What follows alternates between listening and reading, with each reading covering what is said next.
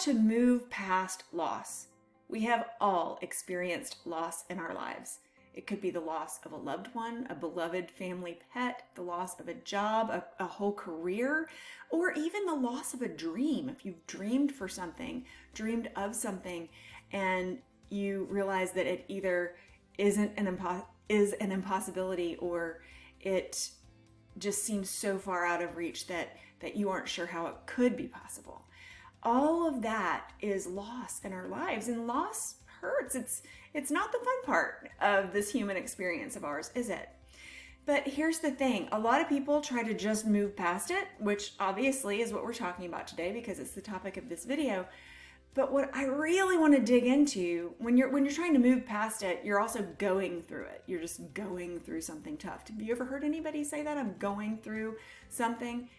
Well, instead of going through it, how about we spend our time growing through it? If you would like to learn how to reason with your loss and turn it into something that can bring happy memories and help make you a stronger person by growing through it, then this video is definitely for you. And before we get to my 5 very gentle steps today, my 5 tools for you so that you can grow through this loss, I want you to check and see, are you a subscriber of this channel? And if not, why not? Go ahead, click that subscribe button. Click the bell if you can see that. And while you're clicking around, go ahead and click the thumbs up so that we know that you're here, that you're with us, and that you're enjoying this video. I will be right back with those 5 tools for you to grow through your grief and loss. GILD Coaching. More success, less stress. My whole life, I've heard people say things such as, you live and you learn, or you're older, you're wiser. Well, I just want to let you know that you don't have to be super old to have wisdom. It's not by age, but through knowledge that you acquire wisdom. You can have experiences that help give you the wisdom of perspective. That's the type of wisdom that you get when you develop it while aging. But you can also develop wisdom through acquiring knowledge and then putting it into play. Knowledge alone doesn't do the trick, but knowledge activated does the trick. That's something to write down in your notes if you're taking notes. And I do always encourage you to take notes. It helps your brain remember what you've learned. And if you don't have a notepad and a pen, then just open up the comment section here and you can take notes there. And they'll always be here for you. You can just come back, find this video and say, hey, what did I write down? And it'll be down there for you. All right, so why do I go into all this when we're talking about moving past loss or growing through grief? It's because you'll get a lot of advice from people who are much older than you or maybe much more experienced than you are. And it may sound a little outer limits to you at the time, because when you're in the middle of going through something, that's really all that you can think about. And so it can be tough, right? Yeah, I mean, it can be tough, but we can face similar situations at different times in our life and have the wisdom of that experience help inform how we should handle it moving forward. And I'll give you a personal example. In 2010, my mother passed away. She and I were very close, and it was very, very difficult on me. And I went into a period of time where I worked a whole lot, I stayed busy a whole lot to keep my mind off of it. I was going through something difficult, and I really was trying to ignore the pain that I was in. And I knew better. I knew better than that at the time. And it wasn't until I started to realize what I was doing to myself, just from a personal standpoint, that I knew that I needed to slow down and experience what I was going through at the time. And through slowing down and realizing the experience of feeling that grief of loss, I grew through it. So your first tool that I want to give you has to do with that. Slow down, feel it, and then accept that what you have is what is. So many people spend time saying, oh, if I would only have done this, or what if it wasn't like this?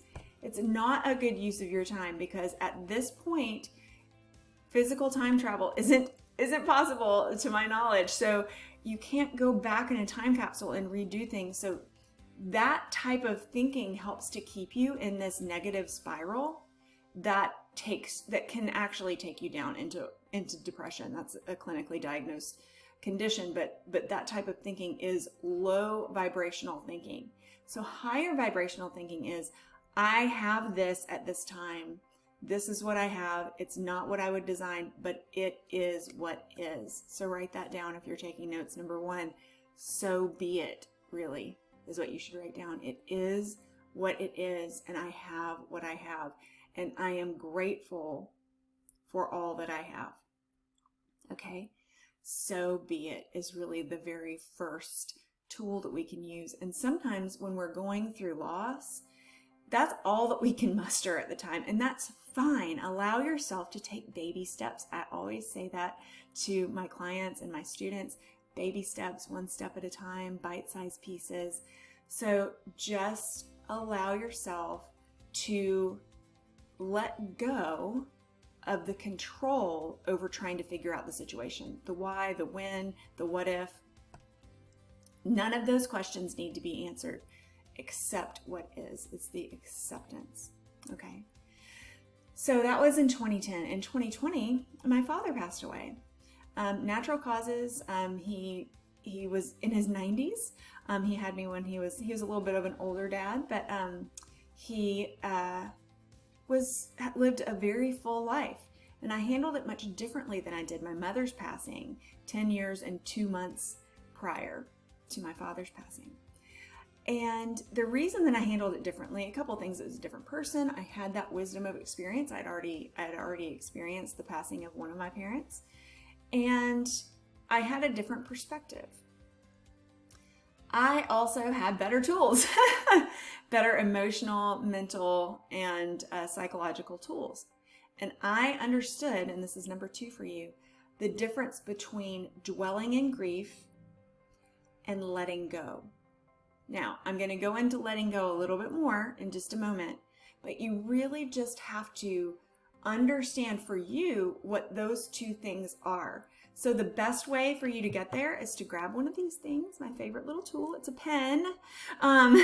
Grab a pen and grab a journal and talk about to yourself, have a great conversation with yourself about what grief means for you and what letting go means for you. Now, I used the example of my parents because that's something that you don't necessarily want to let go of very easily, but you need to grow through the reality. So be it, they're not here anymore. You need to grow through the reality of their absence, their physical absence.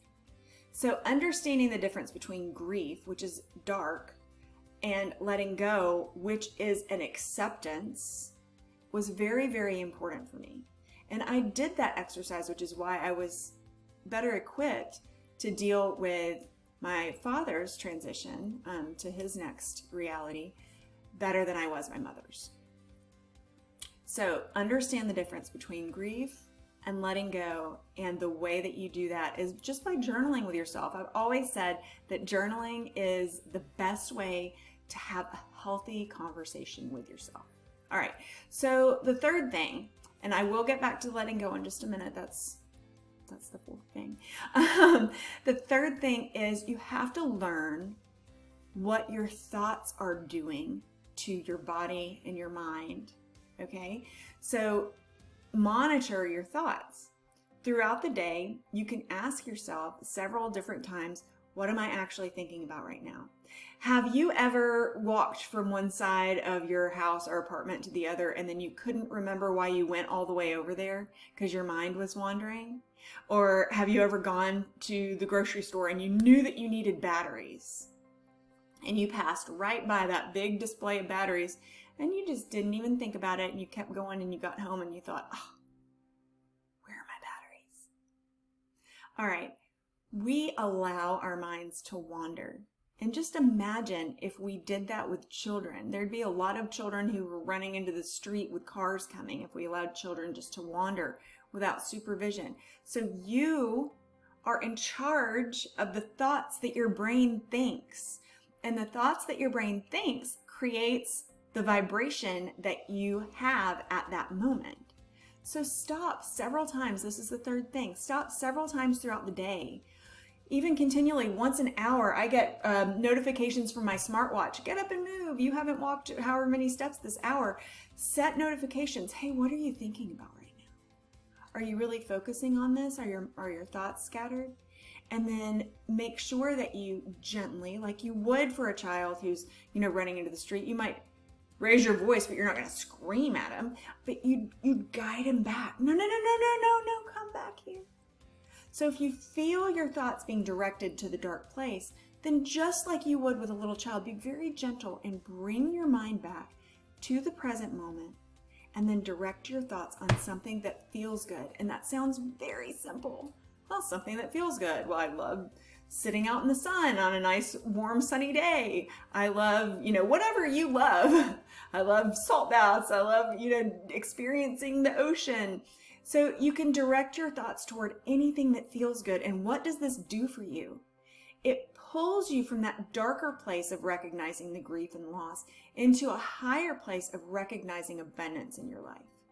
When you direct your thoughts like this, you're doing several things. And this is actually something that meditation helps you to be able to do. First of all, you cannot think of two things at one time. So when you direct your thoughts to something more positive, you are lightening your emotional load. Also, you're shaping your brain. People who have very negative self-talk patterns or are just pretty much negative people, their brain tissue is not as healthy as people with positive thought and speech patterns. It's true, scientifically proven. So what you really need to do is ask yourself several times throughout the day just to start training yourself to think about what you're thinking about. What am I actually thinking about right now? Is it positive, negative, or neutral? Okay, if it's negative or neutral, what's something that's just one step up from where I am right now? And then go there with your thoughts. It will help you to find your new normal in overcoming what you have dealt with so far. All right, number 4, letting go. Letting go. This is so very important. What does letting go actually mean? Letting go does not mean forgetting. Letting go means that you release control over the situation. You release responsibility for the situation, you release liability for the situation, and you just accept what is. So you have to learn how to let go. And part of the magic of learning to let go can happen in learning about the why. Not why the loss happened, but why the loss feels like it does inside you. Literally, learn how your brain works. And through exploring that education of learning why, then you will be able to logically employ your brain to let go. So with my parents, my mother, one of my dearest friends, my father, sweet papa is what we called him, have I let go of their memories? Oh, it doesn't matter, they're not here anymore. No. What I let go of is the unhealthy yearning that they would still be here, because they were not made for this time and place. That goes back to the so be it. Well, how do I know that? Because I understand the reality of energy. I understand the reality of the human experience. I understand how all that works. How? Because I learned. Because I dove in and I learned about why, how, when, where. And you can too. And if you want to know more about where to dig in to learn, reach out to me directly. Post something in the comments. Hey, Dr. Jane, let me know this and that. And you can email me directly at my email address. Everybody has it. It's down in the description of this video, info@gildcoaching.com. You'll get me. You'll also get my assistant. One of us will answer you. If you really want to know where to go to learn this, come to us. We will help you. And the 5th way, and this is actually really fun, or at least it was for me, I find a way to memorialize the thing that I have lost. Because I now realize that I don't really lose anything, but time passes, and sometimes it's time for that thing to also pass. And that's very, very healthy. And so you can create some sort of a memorial. I know when my mom passed, I'm using that example because I've already given it. I had a bunch of her old clothes. Some of them were sentimental. And so I scrapbooked with pieces of that fabric. I had that for a while I was going through my grief process. And then one day when I looked up at this, this frame that I had done with all this, I just decided that I didn't need that anymore. And then I was able to let that pass as well. When there's been a job or a job opportunity or a friendship that has come to its end, you can actually spend time memorializing through journaling, art projects, through self-care. Just find a way to allow the energy of that reality, that thing that has passed from you or thing that you have lost. Allow yourself to find a way to give it more meaning through some present action of your own, and that helps you to process the reality of its newly absent nature. If this video has been of any help to you, give it a thumbs up if you didn't already before, and don't forget to subscribe to this channel and hit that bell so that we can just send you notifications whenever you log on here to YouTube, so you'll know when we've dropped another video for you.